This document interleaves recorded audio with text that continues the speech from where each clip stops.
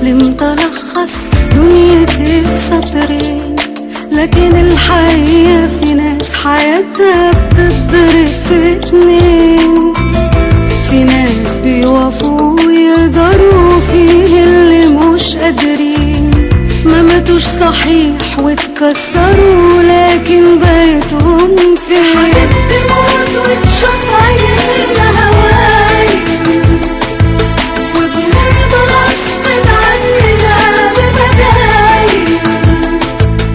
حاولت أعيش وما همنيش، بس بعد سنين بصيت لروحها يمين.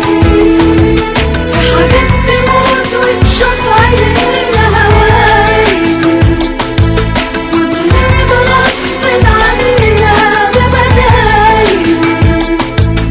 حاولت أعيش وما همنيش، بس بعد سنين بصيت لروحها يمين.